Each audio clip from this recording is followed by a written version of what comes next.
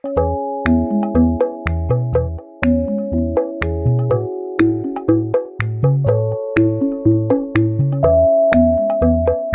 Maíra. Oi, Clarissa, tudo bom, querida? Tudo jóia, Má. Conta pra gente, Maíra, o que nós vamos conversar hoje, só eu e você, na nossa tenda. Olha, eu vou contar, mas antes de tudo eu vou celebrar, porque eu preciso deixar aqui registrado que faz 4 anos que a gente começou a tenda materna. E nossa, só de falar isso, meu coração dispara de emoção. É muito gostoso estar 4 anos com você, Flor. Te amo muito, obrigada muito pelo convite que você me fez há 4 anos, desafiando meu perfeccionismo e toda a minha insegurança, que foi a melhor coisa que eu fiz pra mim foi aceitar. Ai, que delícia! Então vai ser um episódio de celebração. Sim. Muito maravilhoso, com um tema muito especial. Também estou muito feliz que a gente está chegando, completando 4 anos, hein? Quanta força, determinação em sustentar esse espaço sagrado aqui pra gente. E muito obrigada a vocês que estão aí escutando. Esse episódio é um episódio muito especial e graças a vocês a gente segue aqui firme e forte com a nossa intenção de compartilhar um pouco da nossa experiência aí com os nossos filhos, com a maternidade, enfim, obrigada, Maíra, obrigada a todos os nossos ouvintes também. Não, então, Flor, é muito legal porque, na verdade, a gente adora receber convidados, mas eu acho uma delícia quando a gente está entre nós duas também, né? E, curiosamente, a gente estava lá tentando pensar o que a gente pode falar, o que a gente pode falar sobre o quê, E essa semana a gente estava tendo uma aula na certificação de atuação consciente, onde eu sou sua aluna super chique. E surgiu uma questão lá que a Ju fez um comentário que ela chegou a citar que a criança sempre tem razão para agir da forma como ela está agindo. E aí eu me lembrei imediatamente de um vídeo da Naomi Aldort, que é uma autora que eu sigo, que é uma californiana maravilhosa, que eu tenho um livro dela, que eu uso como base, inclusive, na mentoria, para poder falar sobre as emoções básicas da criança, as necessidades emocionais básicas da criança, na verdade. E eu tive a oportunidade também muito, muito linda de ter participado de um workshop com ela presencial aqui, um intensivo, assim, para famílias, aqui em Madrid, na verdade, na cidade onde eu moro, antes de eu vir morar aqui, coincidentemente, porque é uma cidadezinha de 9 mil habitantes, mas coincidiu que ela veio fazer um workshop num giro que ela fez, num tour que ela fez pela Espanha, e aqui em Madrid ela fez justamente numa escola livre que tem aqui, em Colmenarejo. E foi muito linda a experiência dela, e o que é muito legal também do trabalho dela, que é muito inspirado na Byron Katie. E nesse vídeo, inclusive, que é de 4 minutinhos, que a gente vai deixar depois o link aqui para vocês assistirem, dá para perceber, assim, nitidamente a referência que ela usa da Byron, né? E na realidade ela está falando justamente isso, do quanto é fundamental a gente olhar para o comportamento da criança, sempre entendendo que quando ela está agindo do jeito que ela está agindo, ela não tem escolha para agir de outra forma. E aí a gente vai falar um pouquinho mais aqui para poder aprofundar um pouco o que tem a ver com a Byron Katie, o trabalho dela e tal, mas é uma percepção que muda completamente a forma como você enxerga o comportamento dos filhos. Porque a gente costuma ter essa resistência, né, de acreditar que a criança está se comportando de uma forma inadequada e aquilo lá é inaceitável, ela não deveria estar agindo assim. E aí isso faz a gente muito querer atuar no comportamento para controlar o comportamento da criança. A gente tem muita dificuldade para confiar que se ela está se comportando daquela forma, ela está precisando de um apoio, de ser guiada, porque algo dentro dela está movimentando ela para que ela não tenha controle das emoções, para que ela não tenha controle, não tenha capacidade de agir de outra forma. Mas é uma percepção assim tão linda de você confiar que a criança está tentando o melhor que ela pode e que se ela está naquele ponto de agir de uma forma inadequada, é porque ela não tem escolha mesmo, entendeu? Ela não sabe como fazer de outra forma. E aí, quando a gente entra nesse terreno da aceitação, a gente abre espaço para investigar o que pode estar movimentando essa criança, o que está por trás desse comportamento, qual será que é a dor que está fazendo com que ela aja daquela forma, o que ela está tentando comunicar com aquele comportamento. E é outra forma, né, de a gente conecta com a criança. Sim, é outra forma. E então tudo parte, né, Maíra? Até mesmo, né, eu estava me lembrando aqui de como que a Byron Katie, né, e o trabalho dela, que é o que a gente vai falar aqui, porque eu acho que é importante a gente trazer 2 caminhos, assim, né? Um é esse trabalho da Byron Katie, que passa por uma aceitação da realidade, né? É algo que eu tive contato há muitos anos atrás, nem sei, acho que eu devia ter o quê? Uns 26 anos ou até menos, que foi pelo Free Mind, né? Foi uma pessoa dentro do Condor Blanco que fez uma certificação com a Byron Katie e depois trouxe isso, criou uma própria certificação muito inspirada no trabalho dela, e inclusive eu fui facilitadora, viajei, então eu estudei bastante, né, esse trabalho da Byron, depois tanto que era a base do Zum Zum, o início do trabalho, né, quando eu penso em educação parental, eu penso que a gente precisa justamente, porque é isso que você falou, é essa mudança de perspectiva que me coloca numa postura curiosa, que me coloca numa postura aberta para experimentar a realidade tal como ela é, livre da minha interpretação condicionada, desorganizada, que foi forjada lá num lugar que eu não tinha capacidade de questionar o que me era dito a respeito da realidade, né? Uma percepção de mundo muito baseada num discurso enganado. Então, gente, né, eu acho que a primeira coisa que a gente precisa de trazer aqui, talvez, para compartilhar com vocês essa visão, né, essa máxima aí de que a criança tem sempre razão, é a gente entender, né, que a realidade ela é soberana, ela é o que é. E a Byron Katie traz isso de uma forma muito bonita, porque o que é que a gente está chamando de realidade? Realidade é isso que acontece no momento presente, isso que está acontecendo agora, nesse instante, né? Muitas vezes a nossa mente, ou essa vozinha que está aqui dentro da nossa cabeça, ela fica transitando entre passado e futuro, né? Ela fica me contando histórias que me desconectam, que me afastam, ou que me fazem interpretar, julgar, criar expectativas a respeito do que está me acontecendo nesse instante. Então, quando eu começo a entender que realidade é o que está acontecendo no aqui e agora, que eu só tenho poder de ação de fato sobre o que está acontecendo no aqui e agora, né? Que qualquer barulho, diálogo e voz que esteja falando aqui dentro da minha mente, que se refere tanto ao passado quanto ao futuro, são ilusões, que a única coisa que eu tenho verdadeiro poder de ação é sobre esse instante, eu já começo a olhar para a vida de uma outra maneira. Peraí, então como é que eu faço, né, para me ancorar cada vez mais nesse instante? Como que eu faço para diminuir esse ruído mental que fica me levando a uma série de sensações, de emoções desconfortáveis que me desconectam do poder de ação, que me desconectam do que eu realmente estou sentindo, né? E que me fazem ficar o tempo inteiro aí sobressaltada ou na expectativa de que algo aconteça, muito ansiosa ou angustiada porque eu estou presa a algo que já passou e que eu não tenho como mudar. Então, se eu olho para o meu filho trazendo essa consciência de que a realidade é isso que existe agora, eu olho para ele e falo assim, pronto, ele está atuando dessa maneira, porque as crianças elas vivem imersas no presente, elas são muito inteiras, né? Elas atuam muito conectadas com o que está sucedendo com elas naquele instante, assim, né? Então, se ela está trazendo dessa forma esse comportamento, se ela está batendo, se ela tá gritando, se ela tá, não sei, jogando um objeto, insultando, o que quer que seja, ela tá comunicando algo que tá acontecendo com ela naquele instante. E aquilo é a melhor maneira que ela conseguiu para me mostrar algo.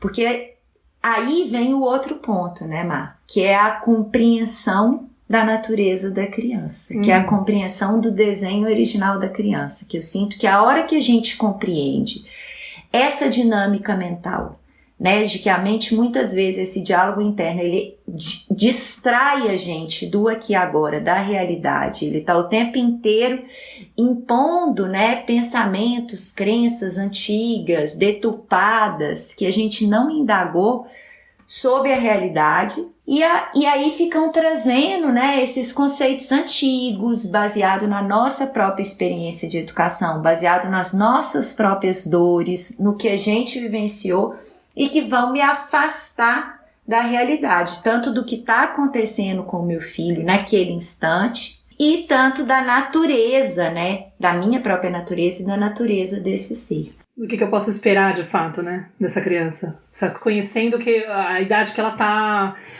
né, a etapa de desenvolvimento que ela tá atravessando, às vezes até a questão da imaturidade do cérebro dela, né? Às vezes a gente tem uma expectativa de que ela deveria conseguir controlar a emoção dela e não tem nem como, né? Aí já não é nem... E a gente costuma rotular, por quê? Porque a gente foi rotulado lá atrás, né? A gente julga muito baseado naquilo que, na forma como a gente foi tratado e visto. Então é como se fosse uma projeção mesmo, uma reprodução de algo que a gente está acostumado porque se acostumou a ser visto assim e automaticamente entra. E uma coisa que é importante, eu acho, de ressaltar é que quando a gente começa a estudar isso, entender que acontece esse fenômeno na mente, por exemplo, da gente correr para o passado, correr para o futuro, não é que isso vai parar de acontecer. O que a gente vai adquirir é uma capacidade de voltar para o momento presente e de escutar essas vozes internas sem se identificar com elas. Fazendo uma pausa para permitir que elas passem e que não entrem, que a gente não entre no tal do vagão do trem, né? Tipo, é só um pensamento que tá passando. Eu lembrei disso, do vagão do trem da Chefali, né? Porque é total vagão do trem. É tipo, são frases que passam, são crenças que passam, são medos que vêm, né? Que a gente acessa, dores do passado, que fazem a gente interpretar a situação atual da forma como a gente vê a criança com aquele medo de que, meu Deus, eu tenho que fazer alguma coisa a respeito disso para inibir esse comportamento na criança que está me assustando, que está me deixando preocupada. Eu tenho um exemplo muito legal. Na verdade, eu tenho inúmeros, né? Porque isso realmente se transformou, assim, praticamente na base da forma como eu materno a Nara, né? Eu educo a Nara. Sempre que algum comportamento me incomoda nela e eu aplico isso, eu consigo olhar dessa forma, já me traz uma outra forma de abordar, né, no momento, mesmo que na hora eu não consiga, digamos, resolver, entre aspas, né? Vou explicar aí, vocês vão entender por que eu tô falando dessa forma. Mas, por exemplo, no ano passado, tive uma experiência muito potente, assim, porque que dá para ilustrar bem como que esse trabalho da Byron Katie ajuda muito na hora de guiar essas situações que são mais desafiadoras com as crianças. Pensa que assim, eu tava num contexto em plena quarentena, né? Quer dizer, já não era quarentena, era, sei lá, milentena. Mas na metade do ano passado, mais ou menos, a Nara, de repente, começou a ter umas dificuldades com embalagens dos objetos que a gente comprava, com descartar as coisas, né? De jogar algumas coisas fora. Ela começou a ficar angustiada com a ideia de jogar algumas coisas fora. Tipo, acabava o suco, ela não queria jogar a embalagem fora. Ou ela não queria nem abrir. Ai, não, vocês compraram o álcool gel, por favor, não abre, eu quero guardar. Ganhou uma bolachinha em formato da Peppa, de uma tia que ela comprou numa doceria, ela não queria comer, porque ela não queria estragar, não queria perder, queria guardar pra sempre. Eu ficava, gente, o que tá acontecendo com a minha filha? Pelo amor de Deus, que aflição. Depois ela entrou numa paranoia de não queria doar nada. A gente começava a falar você tá com umas coisas que estão sobrando, umas roupas, uns brinquedos. Não quero jogar fora, não quero, pelo amor de Deus. E entrou, ficou bloqueada com isso. E eu, no primeiro momento, fiquei naquela história de querer explicar pra ela, né? Tipo, convencer, fazer, tipo, um pouco de... eu vou aproveitar pra poder tentar esclarecer, porque talvez ela não esteja compreendendo. Ela tava com 5 anos, né? 5 anos e pouco. E aí, não tinha história que convencesse. Ela tava, tipo, super tensa, né? E eu pensei, né? Aí foi engraçado, porque eu já observei que as primeiras coisas que vieram na minha cabeça foram aqueles medos. Meu Deus do céu, o que vai acontecer com essa menina? Eu tô criando uma criança egoísta, pelo amor de Deus. O que vai acontecer nesse futuro? Ela vai ter dificuldade de doar as coisas, ela não vai ser generosa. E aí, em relação a, tipo, acumular os objetos, eu comecei a observar minha mente e eu já conseguia ver a Nara lá no futuro, com uma casa toda embolorada, com um quarto cheio de traste, lixo, teia de aranha, fedendo, sem amigos, com síndrome do Diógenes, sei lá, sabe? Indo na terapia e sendo infeliz, porque vai ficar sozinha, né? E é muito engraçado, porque ao mesmo tempo que eu ouvi aquilo, eu falei assim, Maíra, eu sei que você tá tendo um surto materno, né? Interno, não se deixe levar, calma, relaxa, não é isso que tá acontecendo, né? Nesse momento, você sabe que não é, tipo, porque eu trabalho com isso, então, tipo, eu já consegui até rir de mim mesma internamente, mas eu ainda tava angustiada. Mas eu fiquei com aquilo nítido na cabeça. Cara, eu preciso investigar o que será que tá por trás disso. Porque tem algo, nesse mato tem coelho. Tipo, eu pensei. Nesse mato tem coelho, preciso matar essa charada. Pra entender o que pode estar provocando. Porque eu podia entrar numas de... ela não deveria estar se expressando dessa forma, ela não deveria ter dificuldade para lidar com essas questões, isso deveria ser fácil para ela, deveria ser uma coisa natural. Como assim? O ser humano é generoso. Por que minha filha está apresentando um desvio da generosidade que é a natureza humana, entendeu? Não, ela não deveria ser assim, né? Veio um julgamento, um medo. Medo, porque a mente ia lá para o futuro imaginando o pior cenário possível, e também a sensação, não vou descartar, aquele medo, né? Tipo, eu vou chegar e apresentar minha filha pro mundo e vão descobrir que eu errei, né? Eu caguei como mãe porque criei uma criança egoísta, né? Tipo, não, eu não quero esse título pra mim, entendeu? A mãe que não sabe trazer um ser humano, né? Tipo, bondoso pro mundo, né? Então tudo isso tava me pressionando, mas eu sabia que, tipo, peraí, Maíra, relaxa. Isso tudo é a tua mente zoando o barraco, né? E te desconectando do que a tua filha tá apresentando. Tem alguma coisa aí. E aí, beleza, os dias foram passando, eu tentei baixar minha bola, parei de fazer sermão, porque eu vi que tava só gerando estresse e desconexão com ela maior, ela ficava mais angustiada, não tava ajudando, tava piorando o comportamento dela. Eu falei, mas eu vou soltar e vou esperar mais coisas pra ver se eu consigo construir, né, esse quebra-cabeça. Até que passaram-se uns dias, ela começou a falar de coisas que ela não queria mais crescer, que ela falava umas paradas desse esquema, não quero crescer, e aí eu e o Afonso, a gente tava na época já separados, mas morando juntos por causa da pandemia, que a gente decidiu se apoiar, e aí, numa conversa que ela teve com ele acabou tentando perguntar por que você não quer crescer, e ela falou, porque se eu crescer, vocês vão ficar velhinhos e vocês vão morrer. Aí, na hora que ele me contou a história, eu fiz o link. Eu falei, então essa parada da embalagem, de jogar as coisas fora, pra mim, tem total link. Eu falei, cara, como que eu vou lidar com as coisas que acabam? Né? Tipo, eu não tô conseguindo, né? Da onde que vem isso de as coisas duram e terminam? Não, e o medo de que acabe? Ela tava muito, preocupada de como garantir, como controlar a durabilidade das coisas. Não posso crescer, não posso descartar, não posso usar, porque senão vai terminar. Aí eu falei, putz, grila. Eu falei, olha que louco, né? É muito forte isso, né, Maíra? Porque esse exemplo fica muito claro, esse exemplo que você traz. Eu vivi um parecido com o Lucas, que eu vou trazer também, mas é muito interessante, assim, como que a gente percebe, né, exatamente o que a gente estava explicando antes. Gente, presta atenção para vocês verem, olha só, como que a mente, ela distancia a gente da realidade que está acontecendo, que a criança está experimentando, né?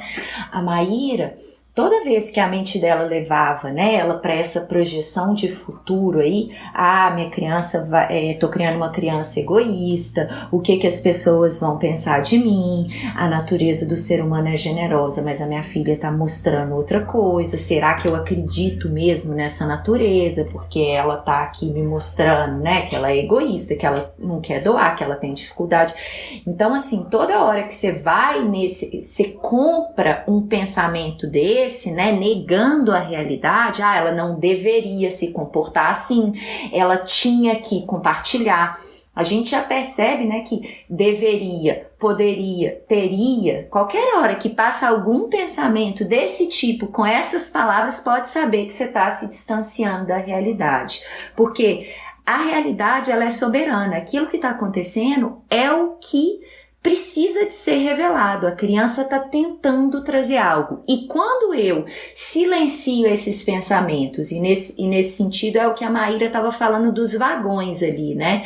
Imagina que essas vozes que estão passando na nossa mente são como vagões, que passam ali e você, né? O seu ser essencial, esse seu eu consciente que é capaz de observar esse diálogo interno, né? Então esse auto-observador que a gente vai treinando, né? Que é essa nossa própria capacidade de observar o que passa aqui na nossa mente. Então é como se esse auto-observador fosse quem você realmente é e você estivesse numa estação do trem e você está percebendo os trens passando, né? Minha filha não deveria fazer isso, ela deveria compartilhar, ela vai ser um ser humano egoísta, ela vai ser uma pessoa que vai desenvolver essa síndrome, essa compulsão, o que as pessoas vão pensar de mim, o que elas vão pensar dela, ela não vai ter amigos, enfim. Tudo isso são os pensamentos que eu escolho acreditar neles ou não. Eu escolho, né, colocar eles entre eu e o meu filho e a realidade que está se apresentando. Quando eu coloco, eu me distancio da experiência do meu filho.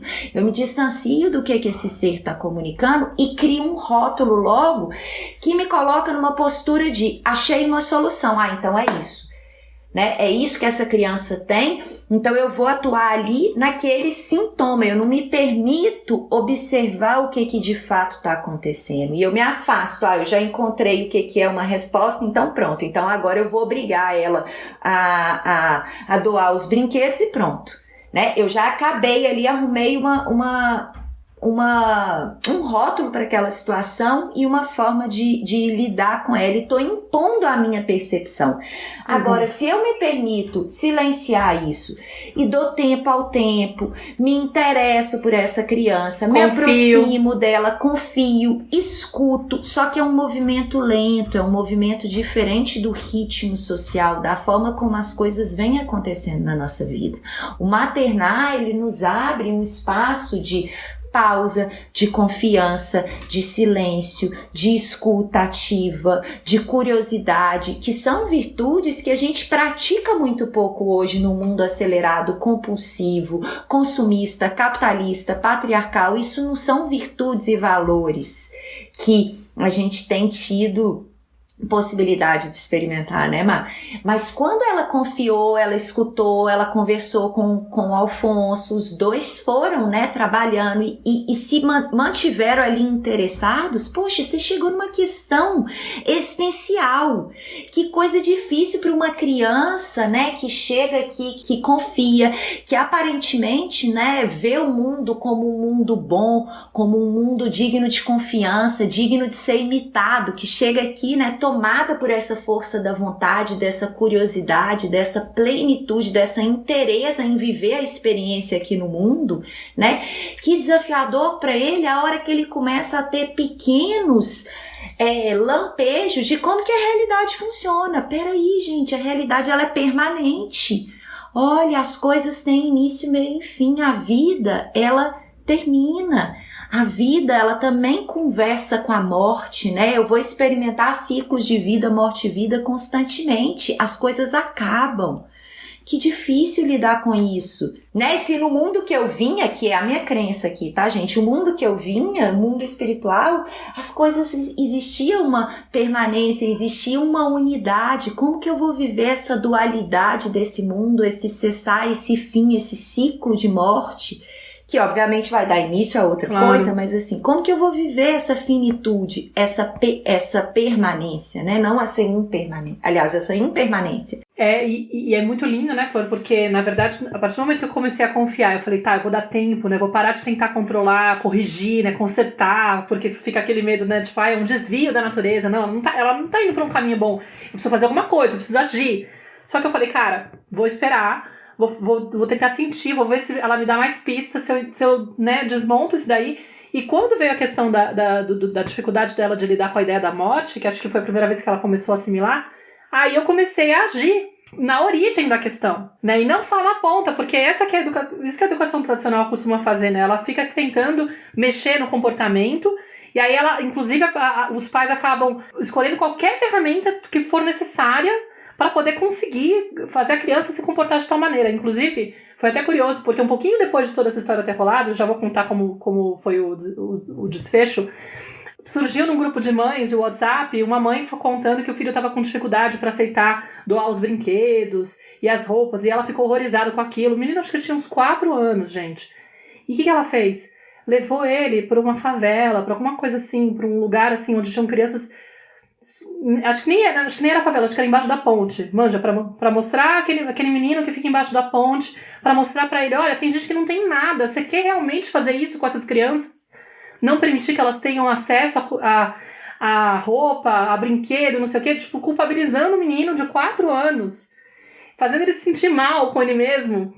E eu pensava, gente, se ele tiver com alguma questão, que pode ser simplesmente uma fase também, ele não sabe o que significa, tá com dificuldade de dar os brinquedos, mas se ele tiver alguma questão interna, e de repente o jeito que ele inibiu o comportamento dele foi através do medo, da ameaça. De um choque de realidade mesmo, né? Mas é uma realidade que talvez a criança ainda não está pronta para elaborar. É você abrir os olhos dessa criança para uma realidade que ela ainda não tem condições de assimilar por ela mesma. Isso não só introduz um conteúdo super triste e pesado para a idade dele, como ainda responsabiliza ele. Exatamente. Faz ele sentir culpa e responsabilidade por aquela realidade que ele não tem controle nenhum, ele não tem relação nenhuma com aquelas crianças. Enfim, e aí eu fiquei até, tipo, nossa, com dor, assim, de imaginar, né? Porque se esse conhecimento fosse mais, digamos, espalhado para o mundo e as pessoas conseguissem olhar com esse outro olhar, teriam a oportunidade de ter vivido uma experiência como eu, né? Porque aí o que aconteceu? Quando eu percebi que tinha a ver com isso, a primeira leitura que eu fui fazer é: como que será que está a relação de morte? Como que a morte está se manifestando nesse ambiente do contexto de vida da Nara, comigo, com o pai dela e com o momento que a gente estava vivendo, né? Então ficou muito claro que ela estava absorvendo toda a atmosfera da pandemia, né? Imagina, todo mundo falando sobre morte, com medo, Covid, vai saber, a gente morrendo perto. Ela não estava ouvindo muita coisa, mas, gente, a energia tá aí, né? Ela tava, tipo, a gente tava numa época de confinamento mesmo, que ela não tava indo pra escola, tava só nós três convivendo e tal, mas eu tinha acabado de viver um processo com meu pai super doloroso, porque meu pai foi internado no Brasil em abril, maio do ano passado. Ele ficou 35 dias entubado. Não era Covid, era um problema no coração. Mas assim, ele ficou com risco de morte muito claro, assim, e eu jurava que eu ia perder meu pai. Então assim, eu passei dias, assim, semanas, com muito medo de perder meu pai. Não troquei em profundidade isso com ela, né? Mas vivi esse processo. Acho que eu também não escondi, mas também não dei detalhes, entendeu? E o Alfonso, ele também teve algumas crises aí que ele ficou muito assustado com a pandemia. A gente estava num contexto de que quando começou, a gente tinha acabado de se separar, ele tinha acabado de mudar de apartamento, estava morando em outra cidade sozinho, e a gente com guarda compartilhada. Teve uma hora que a gente percebeu que ia ficar muito difícil levar a Nara para lá e para cá, que eles estavam proibindo muitas coisas, e talvez só um dos dois pudesse ficar com ela. Ele estava meio assim, ele falou: olha, eu não quero passar sozinho, tudo bem se eu voltar para casa de vocês, da gente ficar os três juntos nesse tempo, a gente não sabe quanto vai durar. Sei lá, ele pediu apoio, eu trouxe ele, mas eu acho que estava todo mundo assim, muito sem saber e muito elaborando temas da morte, né? Então, eu acabei fazendo um trabalho de falar com o terapeuta dela, a pessoa que passa florais. Fui falar com a homeopata que passa também o nosso tratamento, pra mim e pra ela, né? Sempre pra mim e pra ela e tal. Ó, vamos contemplar essa questão. Eu percebi que a Nara tá com isso, tá com esse medo. Comecei a usar livrinhos pra falar de luto, pra falar sobre perdas, né? Pra falar sobre, né, como a gente faz pra se desapegar das coisas, pra poder acompanhar ela. Então foram uma série de... E falei com ela durante o sono também, né? Mas assim, a partir do momento que eu entendi, aí eu ficava pensando, gente, se não tem essa sensibilidade, qual que é o caminho, né, que a gente costuma fazer? A gente pega e como pais tradicionais, né, a gente faria uma intervenção para justamente isso que eu estava falando, de como que eu faço para inibir esse comportamento que é um desvio, né? E aí eu, de repente, entro numa história de controlar ou de obrigar a doar, como você falou, meio que atropelando a criança, e aí eu fico pensando, quem que ia conseguir ver a dor da minha filha, a profundidade da questão que ela estava vivendo, como que ela seria escutada? Ninguém estaria nomeando isso para ela, ninguém estaria dialogando com ela, né? Omar, e todos os outros pequenos lutos que ela também estava vivendo, né? Pequenos não, muito grandes para a experiência dela, porque claro, assim, além dessa sensibilidade que a gente sempre traz aqui, né, das crianças e que faz parte da nossa natureza, empática, compassiva e sensível, né? A criança sentindo, mesmo que você estivesse falando pouco, não expondo a totalidade da situação, mas ela sentindo o seu medo em relação à possibilidade da perda do seu pai, sentindo os medos do pai dela em relação a toda essa novidade de morar sozinho, desse contexto da pandemia. Tinha os próprios lutos dela também, né? De não ir mais para a escola, de não conviver mais com as crianças que ela convivia, que são... Dos pais se separando. Dos pais se separando. Então, assim, de todos esses pequenos lutos, né, que na verdade não são pequenos para criança, às vezes a gente olha e fala assim, mas é só isso, mas para criança, né, isso é muito, né, todas essas pequenas mudanças aí e e que significam, né, que simbolizam fechar de ciclo, mudança de perspectiva, mudança na forma de se relacionar. Uma criança que tem como necessidade básica a previsibilidade. Então, que ela estava acostumada a ir para a escola todo dia, que estava acostumada a ter papai e mamãe em casa. De repente, tem só mamãe, aí papai não tá, daqui a pouco papai volta. Aí tem a escola, daqui a pouco não tem mais escola. Ela que estava acostumada a brincar com a vizinha, brincar com os amigos, não tem mais os amigos, não pode mais brincar. Então, como que essa criança vai elaborar e metabolizar tudo isso? Se eu não estou atenta, a tendência é eu focar no comportamento e negar o que ela está me trazendo. Ela não deveria estar assim, mas isso, e aí eu fico ali no raso, na superfície do que ela está trazendo. Né? Agora, se eu paro e dou tempo, eu tenho a possibilidade da gente mergulhar, de eu entender. E quando eu tiro, né, essa visão de que não deveria, teria, poderia, eu tiro isso e eu vou para a realidade, ela está se comportando dessa forma. Ela está com dificuldade de doar os brinquedos. E eu foco na realidade. Essa é a realidade. Ela está batendo no irmãozinho. Ela está muito agitada e se comportando dessa maneira. Essa é a realidade. Eu vou olhar para ela, o que isso está me contando sobre essa criança, entendendo que essa criança tem muito menos recursos que eu, adulto. Ela é muito mais dependente e vulnerável. E ela está fazendo o melhor que ela pode, usando todos os recursos que ela tem para me comunicar algo. Se eu vou fazer uma leitura rasa, eu vou me desconectar. Se eu for acreditar na primeira hipótese que a minha mente me der, ela deveria estar doando. Essa criança vai virar uma... Se eu acredito nas primeiras respostas da minha mente, provavelmente eu estou reproduzindo o que aconteceu comigo. Que o que vai vir de bate-pronto, de ideia, de possibilidade, de forma de interpretar isso, é uma projeção do que me aconteceu. É um discurso enganado. Agora, se eu permito pausar, acompanhar, ficar, se eu confio, se eu me lembro de como que é a natureza do ser humano, eu fico. Eu me coloco numa postura curiosa, disponível. Se eu lembro que eu sou adulto, que eu tenho o meu sistema nervoso totalmente formado, que eu tenho recursos, que eu preciso, que essa criança depende de mim, que ela é vulnerável, que ela é honesta, que ela é confiável, e vou em direção a ela e me interesso, eu vou ter pistas valiosas do que está acontecendo. Né? O meu processo com o Lucas, que eu vivi, foi muito parecido, porque foi uma questão que tem assim, esse mesmo fundo. E aí o que a gente se dá conta? Né? Os nossos filhos têm mais ou menos a mesma idade, o que a gente se dá conta? Que vai chegar um momento que essa criança que antes estava ali totalmente protegida pela fantasia, pela imaginação, que por volta de 5, 6 anos ali, ela começa a perceber, às vezes um pouquinho antes, às vezes um pouquinho depois, ela começa já a perceber, a questionar a morte. Ela começa a perceber que as coisas, elas vão ter início, meio e fim. Elas começam a perceber essa impermanência da vida. E isso é uma questão que vai passar aí no desenvolvimento de toda a criança. Umas talvez um pouquinho antes, outras um pouquinho depois, vai depender da experiência de vida de cada uma. Mas isso é uma questão existencial. E se eu acompanho meu filho nessa questão, poxa, eu tô ensinando para ele, né, a lidar, olha, isso vai acontecer, mas a mamãe sempre vai estar aqui. Ou eu estou aqui para te ajudar a viver esse medo. É assim mesmo.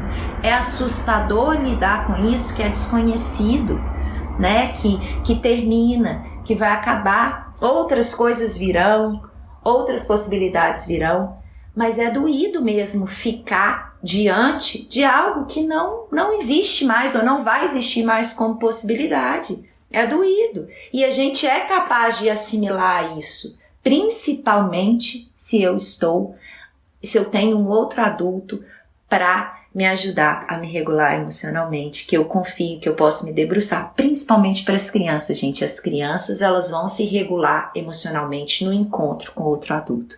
Então, o Lucas, O que aconteceu? Ele foi para natação com o pai e estavam doando brinquedos agora no Dia das Crianças. Pro Dia das Crianças, eles estavam recolhendo brinquedos. E aí o Rafa falou para ele assim, filho, você podia doar alguns brinquedos seus, né? Aqui, ó, estão recolhendo brinquedos para outras crianças que não tem tantos e tal.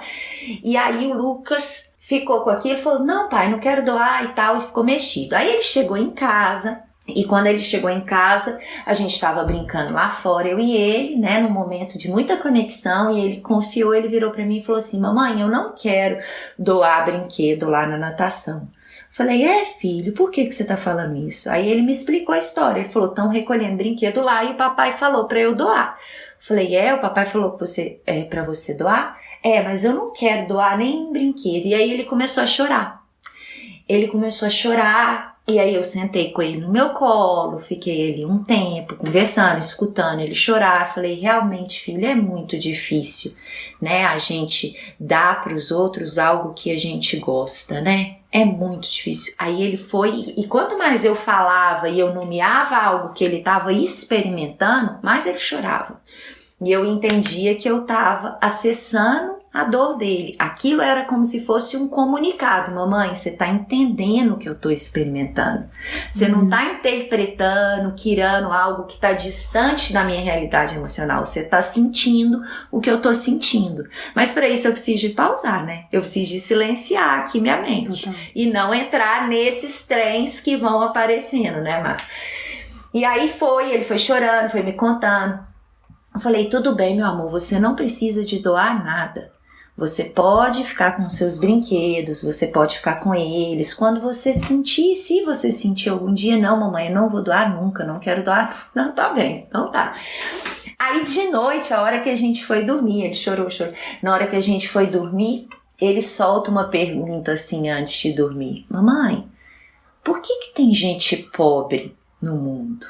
Aí eu vi, né? Aí de novo, eu lembrando, eu falei, gente, olha aí a natureza empática das crianças que eu não posso duvidar. Ele falou assim, mamãe, quando eu crescer, será que ainda vai ter gente pobre no mundo? Eu queria viver num mundo que não tivesse ninguém pobre.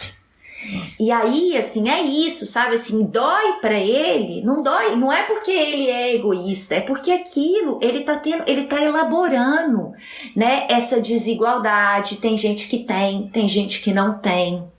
Isso dói profundamente no coração deles, eles estão elaborando isso, né? De hoje eu tenho, depois eu não tenho. O Lucas é uma criança que com 1 ano e meio de idade, a gente se muda pro Chile, levando uma mala para cada um. Depois, quando ele tem 5 anos e meio, a gente volta para o Brasil e ele traz uma mala, ele trouxe uma malinha de mão com brinquedo. Ele não tem muitos brinquedos. Depois a gente mudou para Florianópolis de novo com um pouquinho de brinquedo. Então ele é uma criança que ele está constantemente doando, se desapegando. No Chile ele deixou doar todos os brinquedos dele. Ele via as pessoas indo lá em casa e pegando tudo dele, levando. Então assim, é um movimento que eu não tenho dúvida da natureza dele, da natureza empática dele, que eu confio no que ele está trazendo, que em nenhum momento, assim, se passou, eu não escutei, eu logo voltei para a realidade e fui me conectar com o que ele estava sentindo, porque se eu fico presa, esse menino vai ser egoísta, esse menino é assim, é assado, ele tem dificuldade de compartilhar, ele não sei... Eu vou me distanciar do que ele está experimentando, eu vou me distanciar da realidade.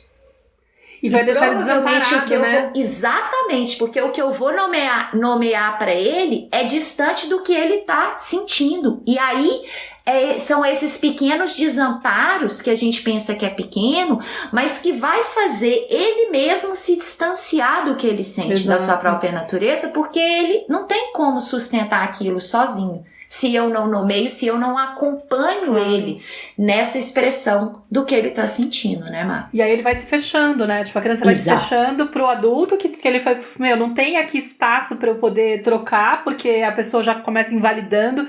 Por exemplo, uma fala que ele falou, não, eu nunca vou querer doar. Isso pro pai escutar, às vezes você começa a falar, não, filho, vai sim, uma hora você vai, é que você ainda não sabe, né? Por exemplo, você começa a querer convencer a criança, e aí no fundo você tá, tipo, brigando com o que ela tá trazendo. Tá falando assim, olha, isso que você tá trazendo é só porque você ainda não sabe, entendeu? E aí, sem querer, você já corta essa conexão. Você vai pro futuro, né? Você quer mostrar pra criança algo que não tá acontecendo naquele momento e que, pior, o sistema nervoso dela e a imaturidade dela não tem condição de fazer esse tipo de abstração. Exato. Né? De ir para o futuro e de pensar e de racionalizar como nós adultos fazemos, com as mesmas habilidades que a gente tem, eles ainda não têm. E ele também não tem capacidade de questionar o adulto, né? Porque ele te ama. Então, tipo, como assim? Se minha mãe tá falando pra mim que não tem sentido o que eu tô falando, deve ter alguma coisa de errado comigo. Eu devo estar. E aí ele começa a desconfiar de si. Aí que ele se distancia dele mesmo. Da própria natureza, né? Eu não confio mais no que o meu corpo me fala, no que as minhas emoções estão aqui, né? Gritando dentro do meu corpo, no que eu tô sentindo. E eu começo a me aferrar a esse discurso enganado, que é algo que a gente sempre traz aqui, né? E aí é importante a gente falar. Esse trabalho de ter consciência do que tá movimentando a gente internamente a ponto de fazer a gente entrar nesse modo de controle, ele é muito importante, porque uma das coisas que faz a gente querer consertar a criança nessas horas é esse imediatismo. Eu preciso resolver isso nele, porque não é legal esse comportamento, e preciso resolver ontem, não é nem agora, né? Tipo, ontem, pra ontem, pelo amor de Deus. Que filho meu não pode ser egoísta. Entendeu? Tipo, você entra numa paranoia de que... Então, e aí, sem querer, você começa a bloquear a conexão com a criança, porque você não tá mais olhando pra ela, né? E você perde a oportunidade maravilhosa de aprofundar um processo que, inclusive, é curativo, não só para a criança, mas para nós também. Porque, por exemplo, quando eu me deparei com essa história da morte e eu falei, cara, vou ter que trabalhar essa questão na Nara para trabalhar a origem, eu tive que me rever também. E aí eu fui acessar um monte de coisas por conta disso, de pensar como é que foi essa experiência em relação ao medo da perda do meu pai, por exemplo, né? E aí eu comecei a elaborar isso, eu comecei a dar mais ênfase para trabalhar aquela questão, percebi que tinha ainda muita coisa que estava aí para eu expressar, sei lá, que aquilo estava ainda embrulhado dentro de mim, né? Porque, querendo ou não, o meu maior medo eu vou perder meu pai e ele tá no Brasil, eu tô na Espanha, em plena pandemia, eu não posso nem ir pra lá, e se eu for pra lá, o que adianta? Não vão me deixar participar do enterro, sei lá, entendeu? Vou ver o quê do meu pai lá? Nem que eu pudesse, né? Era uma situação tão bizarra. E aí é tudo aquilo... Eu tive que organizar, né, e dentro de mim, internamente, e quando eu me predispus a falar com ela durante o sono, foi uma coisa muito forte também, porque uma das coisas que eu tentei trabalhar no sono com ela foi tentar passar a confiança de que ela podia crescer, né, tá tudo bem crescer, filha. Aí, quando eu fui fazer aquela coisa da autoobservação, que eu aprendi com você no Zoom Zoom, e que eu também aplico na mentoria, de falar, cara, qual é a minha experiência em relação a isso, né, filha, eu percebi que isso tem também a ver comigo e tal. Na hora que eu tava falando com ela, que eu fui percebendo os medos que eu tava tendo em relação à separação. De morar sozinha na Espanha, sem família, tendo me separado, quando na verdade eu fiz um cenário de que quando eu decidi ter uma filha com o Alfonso, a gente tem uma união estável, né?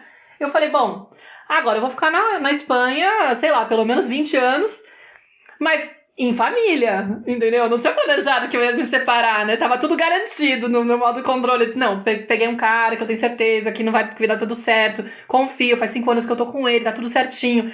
Bem aquela coisa controladora, né? Tipo, de fazer, tipo, tudo certinho, como se fosse um planejamento e tá tudo garantido. Quando a coisa foi pra separação, claro que deu um medo de como é que vai ser crescer depois disso, né? Mas eu só me dei conta com mais clareza do quanto eu tava assustada na hora que eu fui trabalhar isso.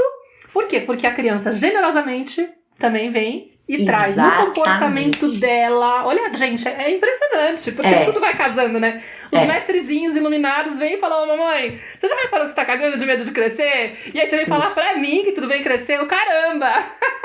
Exatamente, né? Você na sua ansiedade, né? E na nossa superficialidade de viver a vida, né, Maíra? Porque eu só posso estar inteiro no automático, né? Até porque eu precisava estar no automático para dar conta de tanta parada, tanto desafio assim, foi ou eu faço o bagulho andar, né, como se nada estivesse acontecendo, que é o meu modo codependência, né, distanciada do meu sentir e tal. Minimamente, assim, eu sei que eu tava fazendo muito trabalho. Sim. Mas eu percebi que eu tava ainda com muita coisa para elaborar, e ainda estou, mas cada vez menos, enfim, vou... Mas a oportunidade, até o desfraude dela deslanchou, que tava meio travado, sabe? É incrível. Impressionante. É incrível. A hora que a gente se permite, aí a gente vai reconhecer o quê, né? Se eu acho que a gente caminhando aqui para um fechamento, eu penso o seguinte, poxa, o que a gente está tentando trazer aqui para vocês, né? Eu acho que, assim, talvez são princípios básicos, né, de uma educação positiva, de uma criação consciente aqui, do que a gente está trazendo, assim. Primeiro é isso, assim, o que vocês puderem fazer para se conectarem com o aqui e agora, para cada vez mais, né, trabalhar esse auto-observador, conseguir se distanciar, né, criar um olhar crítico, um olhar atento, que consegue observar esse diálogo interno sem se identificar rapidamente e comprar tudo que essa vozinha está dizendo e atuar dessa forma reativa diante da vida, quanto mais a gente conseguir, né, se distanciar desse discurso, fazer pausa e sentir o momento, né, o que está me acontecendo, momento a momento, qual que é a realidade, eu confio na realidade, eu aceito a realidade. Então, um trabalho que a gente está deixando aqui como sugestão para ampliar o olhar de vocês em relação a isso, a gente vai deixar aqui na descrição esse vídeo da Naomi e é também a Byron Katie, que é a pessoa que talvez está bem por trás da fala da Naomi, assim, dá para perceber, né, que é uma grande influência no trabalho dela e no nosso também, né, Maíra? Então, assim, ela é uma grande pessoa que pode lançar luz nessa questão da desconstrução de um discurso interno enganado, de a gente começar a treinar o nosso auto-observador e amar a realidade. Byron Katie, assim, é uma pessoa, uma referência aí. Honrar, né? Um convite é esse, é o convite a gente confiar. Isso.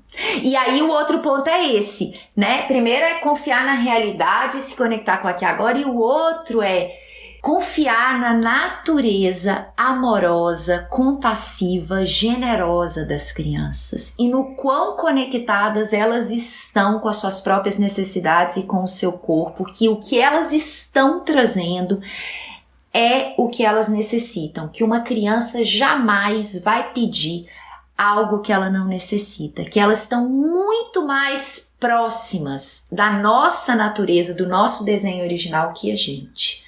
E elas estão atuando, né, pelo corpo, pelo sentir, elas estão ali com o recurso que elas têm, mostrando generosamente pra gente o que está acontecendo com elas e mais.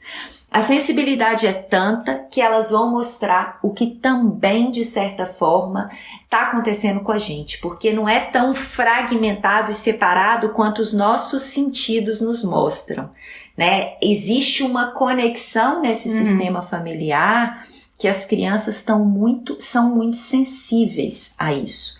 Então eu acho que se eu tivesse que resumir esse episódio é isso, né? E aí assim, e um alerta, né? Sempre que você desconfiar da criança, pode ter certeza que isso está falando da tua infância, da forma como você foi tratado. Então tem muito mais falando sobre a sua criança invisível do que dessa criança que está diante de você, da criança invisível que você foi, né? Você não está conseguindo ver essa criança porque você não confia, porque você não foi visto dessa forma. Ô, gente, deixa eu falar uma coisa. Salve esse episódio.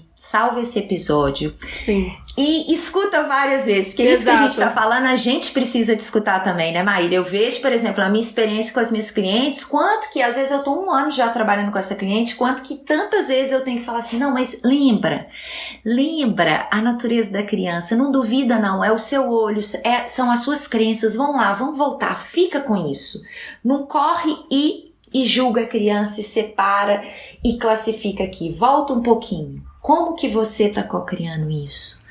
O que isso que a criança está sentindo te conta sobre você? O que mais que pode estar por trás disso? Qual que é a necessidade que existe aí que a criança está mostrando por detrás desse comportamento?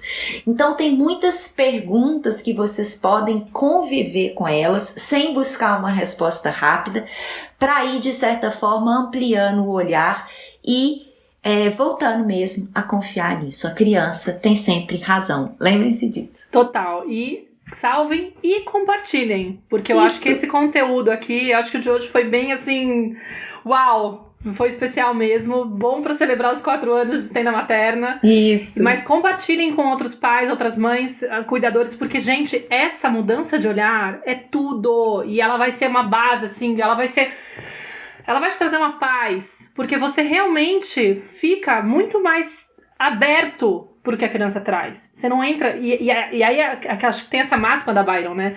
Quando você resiste à realidade, você abre espaço pro sofrimento. Isso.